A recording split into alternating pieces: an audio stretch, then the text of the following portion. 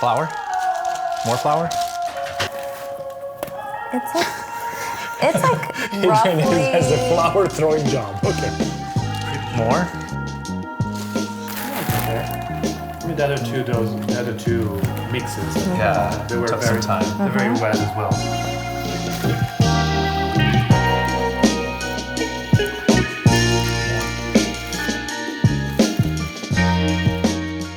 Hi, welcome to another episode of the Chemists in the Kitchen. We're here all together in person for the first time, and we thought it'd be a good time to talk about texture because we can actually all touch things when we're cooking.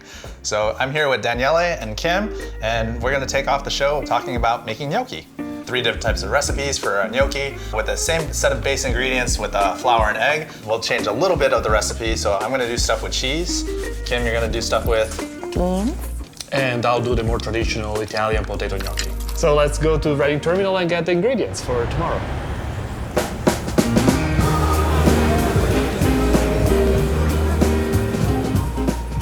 My name is Daniele Ramella. I'm an organic chemist at Temple University in Philadelphia.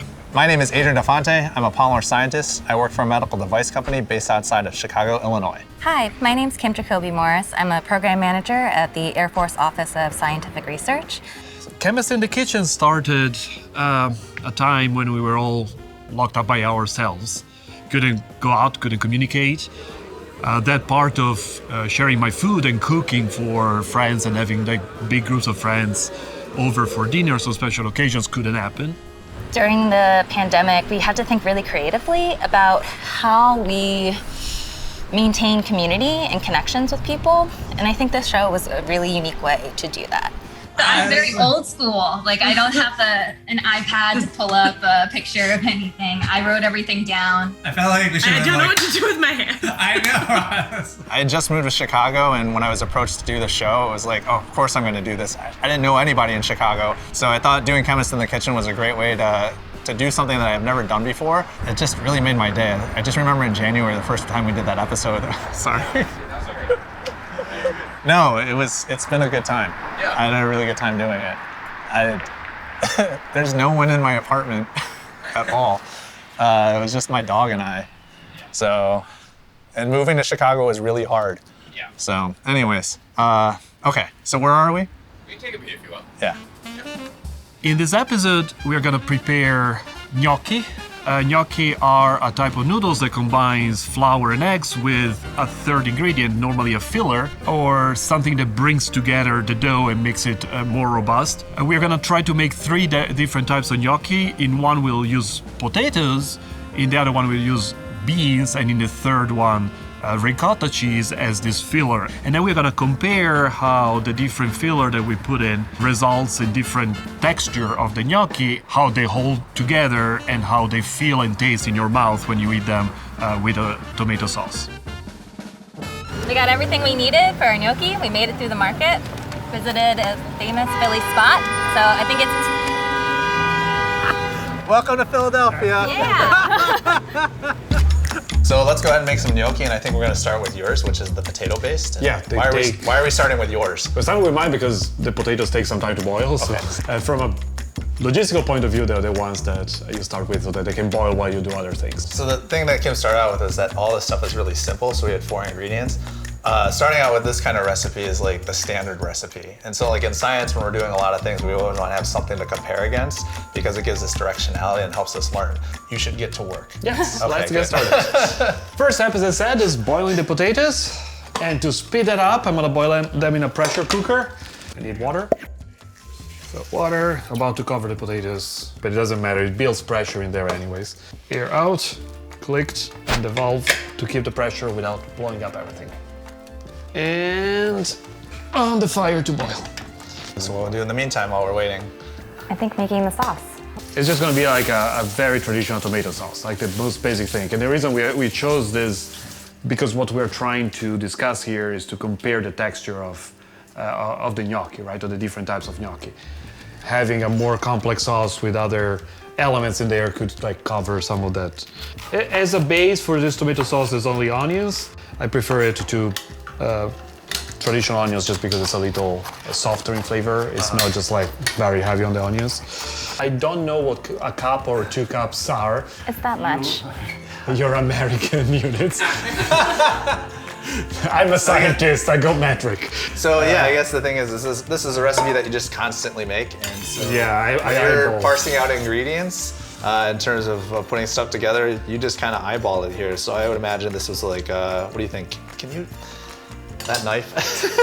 Sorry, This is about a half a cup, right? I think that's half a cup. Generous? I think a quarter. A quarter of a cup, okay. well, I started with a sofrito to give some flavor. That's normally onions and some oils. After I make the sofrito, which in this case being only a tomato sauce, it's only the leek, or you can use onions. When you do like a meat sauce or a sauce with other things that can be browned, then you add them with the onions. And after that you add wine, which as we learned in the risotto episode, helps make sort of an emulsion, a creamier thing. It ties together the water phase and the fats and the greasy part. And then I added a canned tomato. I like to make a mix of diced tomatoes and tomato puree. And then some butter, a little garlic. And now I'm just adding, I added salt, added the natto Which butter. was, how much salt? That looked like a lot of salt, didn't it? Look like a lot of, yes, he just liberally sprinkled it throughout. No, I eyeball things. Okay. Is there anything else you'd like us to do for you? Get out of the way. Get out of the way. No. I somewhat enjoy your company in the kitchen. At least cutting this though releases some of there's some oils in here, right? So that Yeah, the basil is rich in essential oil, yeah. Yeah, so cutting it, even though it's good to put it in whole, right? This at least adds more flavor into the sauce. How long do you want to let this cook? I'll let heat and nature do its course. It's gonna simmer for a while. It's only a tomato sauce, so I think half an hour is enough, but you can let it simmer for a couple of hours, nothing wrong happens to it. Right, the potatoes are ready, so let's get them out of the pressure cooker. What's the safe way to do this? To release the pressure? Keep your face away from it. I put a towel and then I pull the valve. I normally do that like outside. Like my emotions. Like your emotion? All bottled up and finally released. In the backyard? In the backyard. You don't have a toilet in your house? You need to pee in the backyard? Those look hot. Are you okay? I am okay. I'm a chemist. That I doesn't, know how to touch hot things. that doesn't mean that that's safe. When you threw the potatoes in here, how many did you just figure out? Just boil the entire thing? Like you had. Did you count how many potatoes? The is what I'm ratio going in the final gnocchi is by mass. Okay. Grams or kilograms. 4 to 1. So 400 grams of potatoes and 100 grams of flour. Whoop. Oh, you want to try to? Okay, sure. Yes. Push. right. Push. Okay, Adrian, would you like to put? I would like to try too. Who loves it? Sorry. So while we're waiting for that to cool, I think we'll spend some time making the other gnocchis. And so I'll lean on making my gnocchi because I think Kim needs her time to set up a little bit. 4 ingredients, just like last time. The egg yolks, we have flour, and then we have some cheese, and then we have we have 2 types of cheeses. So one of the first steps in making this is that we have to take the ricotta. Let's take these 2 guys. I need like 3 cups of this for the amount that I'm making. You can do it. There we go. Stop. Okay. Wow, look at those yolks. Fresh from the market. Isn't it always like ricotta always like have like a lot of like interstitial like The fresh one, yes. Because ricotta is not really a cheese. It's just condensed proteins from the serum of cheese. So it normally still has a lot of milk serum in them. But So I'm gonna mix these together and that'll be the last step. So you gotta help me with the 2 cups of flour. I guess because we haven't gone through years yet, like when you're working through this, and maybe you'll show us more, since I will say I didn't practice this recipe at all, so I don't know what this is supposed to feel like. So a lot of this is actually really, in terms of texture-wise, I don't know what to expect. So the ricotta is somewhat springy, right? There is some kind of give to it, but it does bounce back a little bit. So it just says mix everything together, so that's what we're gonna do. So I'm gonna put this in here, and maybe then as I mix this up, just put in the 2 cups of flour, and then we'll just mix them all together. So I'm gonna do that. I don't know. All right, so we can see the texture is changing, so it's not as soft anymore, but it is becoming a little bit more cohesive. I'm imagining that the 1 more cup of flour will help bind this a little bit better. The proteins that we have in here are for eggs, lysozyme proteins, I think, are it for eggs. And then for the cheese is casein proteins. We all have kind of a different molecular structure to deal with. What do you think of this, the way that it looks in terms of like, does it look like if we do the It potato looks one? soft enough. Yeah? Yeah, it looks Yeah, like great dough, consistency. Yeah. But again, not like, Tastes good. okay, I think we I'll need a eat little it. bit of salt and then a little bit of pepper. I think that's good. I think the last step is we'll wait for the cheese. I probably have it. You think? Close enough. Looks really good. That does look good. Okay, so we're gonna cut this into sections and then roll it into tubes, I guess. Yeah. Can you help me? Yeah, like a pizza thing. Like that? Yeah. Stop. What is he doing? I don't know. I don't know. You really wanted me to wear these big orange did. gloves, so I did. Daniele, roll out some gnocchi. I know. I've been grating cheese for half an hour here. How does this Yeah, look? it What do you looks- think? Look about fine. And you have all the little gnocchi here. Yeah, that's it? You don't do anything else beyond this? Well, the last step is what she's showing you. Oh, yeah. And that's it, right? That's it. You have a little gnocchi with all the lines, and it's. Yes. Is that how you do it? Yeah. So we got the ricotta gnocchi ready. Now we can go back to the potatoes that cool down in the meanwhile. The ratio is about 4:1 by mass, so 400 grams of potatoes and 100 grams of flour, but honestly, it's just eyeball. Yeah, when they have the right texture, then it's fine. And by texture, you mean what? Similar to the texture of the This guy here? of the dough you made Okay. earlier, right? Like still soft but not squishy. or Okay. something. We already salted them when I left them here to cool down. So now it's gonna be flour and an egg or two to bind them together. It's only 2 eggs, though, right? Or are you gonna add more put once on- you find out? No, it's enough. It's just a little to bind them together so that when they boil, they don't fully fall apart. You wanted me to just like throw it Yeah, across why the not? room? There There you go. That is a lot. That's a lot. We That's, overmade them. There you go.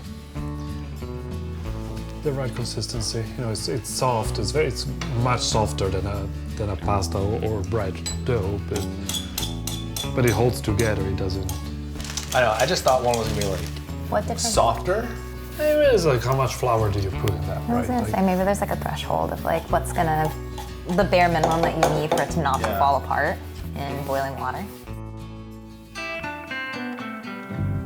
So we just finished up the potato gnocchi and now it's time to prep the bean gnocchi. It's pretty simple. I just have beans that I soaked overnight.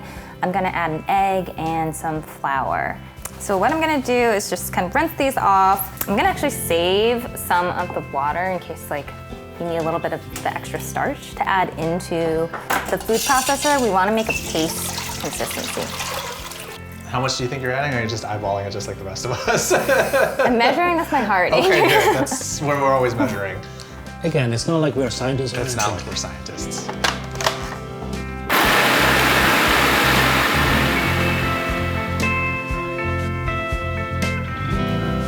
I mean, it's just processed pureed beans. Yeah, those are beans.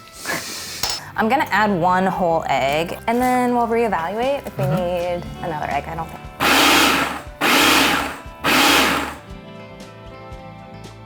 Daniele, can you do it? My hands are gross. Oh, this one. You want it in lines or across? A small section. Fantastic. Okay, back to work, right? We're more flour. More flour. Okay. You're slacking. I'll do the rolling this time. Okay. Oh yeah, this is definitely wetter. Right? Yeah. But like also oddly firm. Yes. Is there more water in here that's making it more crumbly? So there has to be a mismatch in ratios of a binder. I would say like the hydrophobic and the hydrophilic parts, the water-loving parts and the water-hating parts. That doesn't let it stick as well.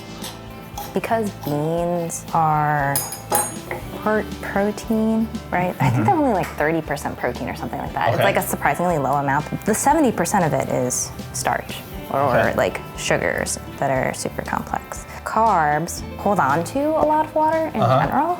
So I think it's right in line with what you're saying. Like There's a if we, mismatch in the binding part. it wasn't 1 to 1. 1 to 1. I don't think so.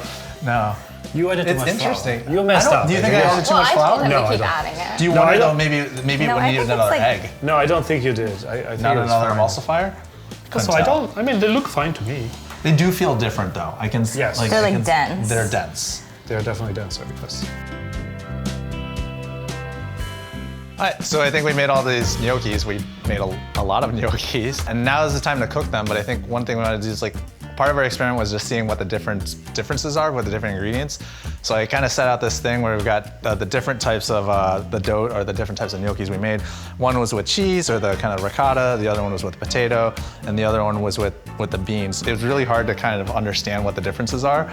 I'm surprised that the potato one is the softest. Yes, I am too. I mean, may also depend on how much flour we added, right? You could have added more flour to the potato ones and made them also more solid. I like them if they remain soft when you cook them, and in my experience, they don't really fall apart when you boil them. And even just to recap, those even different amount of eggs too. So slight variations. You wouldn't be able to tell the difference if we didn't do all 3 of them at the same time. Like I would not know. I guess now the time is to test and try and cook them. What's the approach for cooking? How long do we have to cook them for? And then how do we know that we actually cooked them? They will tell you. Oh, they will tell us. So when you put them in there, they're heavy, they sink, and when they're ready, they just float out of the water. Okay. And say, I'm ready, eat me. Okay. So the point of cooking them now, even if the potato is already cooked, is because the potato was cooked, but the flour wasn't. So the flour is still raw, and with the water and the boiling, they're coming out. They have already. risen. They have risen. So I think that they're ready. We should fish them out. You're gonna and pull them out? Put them on a plate. Oh wow, that's a perfect size. What happens if we leave them in too long? Oh, they'll go to glue. Oh, they'll yeah? just fall apart. And Set it aside and then we can put the other one down. voila. Pretty hot. Okay. So throw these in. What do you guys think? They're all floating. What do you think? Yeah. Yeah, I Okay. think it's good. Here's a plate. They've gotten fatter, like they've gone through hibernation. And then Kim, you're up. Do you think it's gonna happen the same thing too? Do you think these are gonna increase in size? Probably, Okay. right? Because carbs kind of just tend to hold on to water, Yeah. right? So I think it is you're gonna have some uptake.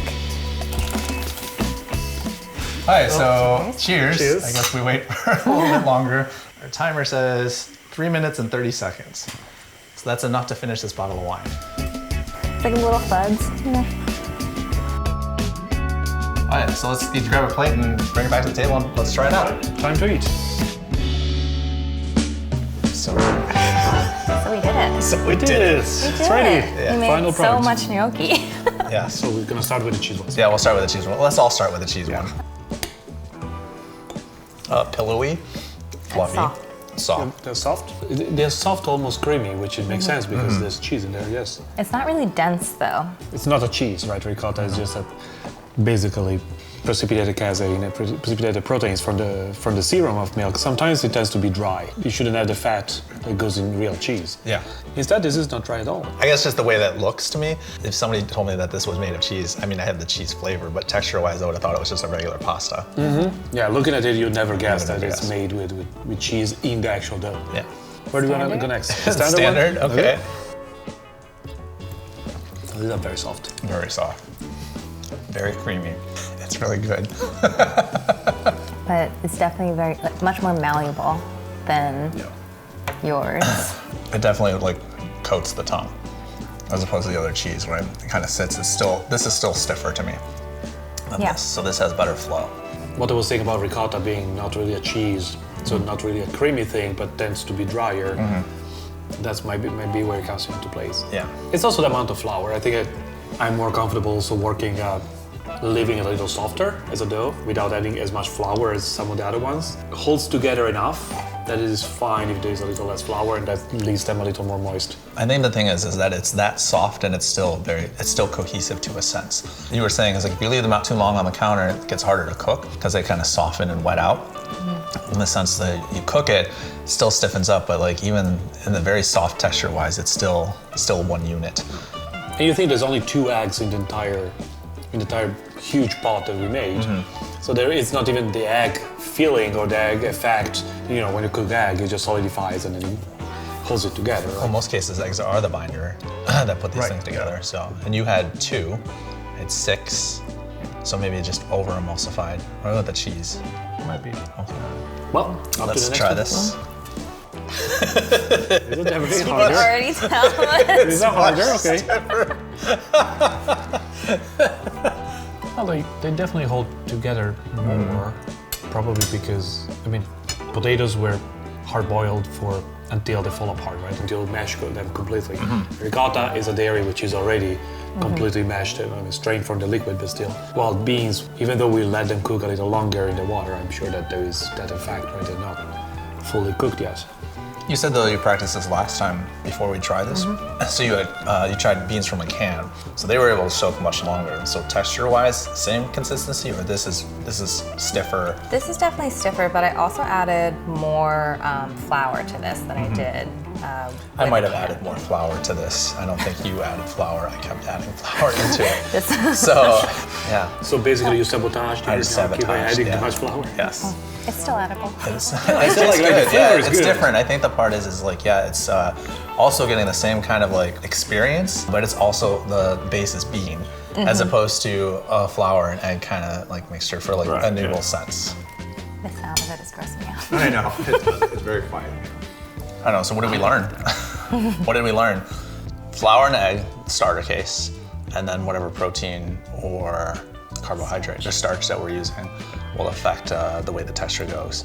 The flavor is different and the consistency is different. So I can actually cater to what I want to cook. Not sure I would put those ones with a pesto sauce, which is maybe a little drier or more oily, and those ones are just gonna be harder gnocchi with a sauce that doesn't even stick to them. Pesto sauce would probably go pretty well with the cheese ones, right? But I think the point you're trying to make though is that there's another layer of texture to add into it. So we did that with the rolling part to actually have some flavor onto it and actually coat. But the sauce that you pair with it will also go with adding another level of complexity.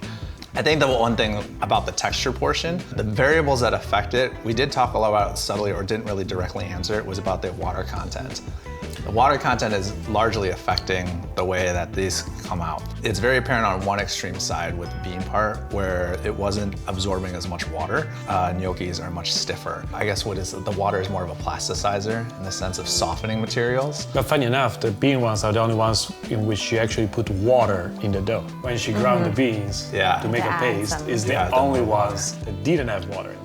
And in both cases for these, we were trying to take the water out. Right, yes. And that would probably have the highest water content, the potato. Right, but I let them dry for a while there on the counter on purpose, right? To let the Yeah. water evaporate, to let the potato cool down. Yeah. So I think maybe in just thinking about it, is that, yeah, we did talk about the flour and the eggs portion, but really the water content and the way that it comes in or leaves is the part that sets up the kind of texture here.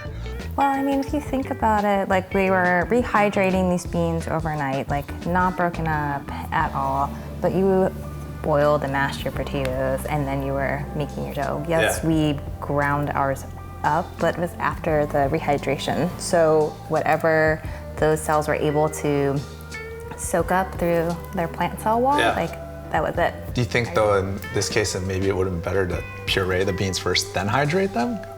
I don't think they would like puree though. It'd be like super coarse. Yeah. We did it that I way. mean, yeah, you're right? grinding Oh, you them, can right? do You're not, anything yeah. now. And I guess you can do both. Yeah. Or we could try. It would be an idea, right? You can do both. We could all come back next week and do this. And do it again, yes. So we have more beans. Yes, we have more beans. So back next week to make more back beans. next week. Cheers. It's a great weekend in Philadelphia. Until next time. Until next time.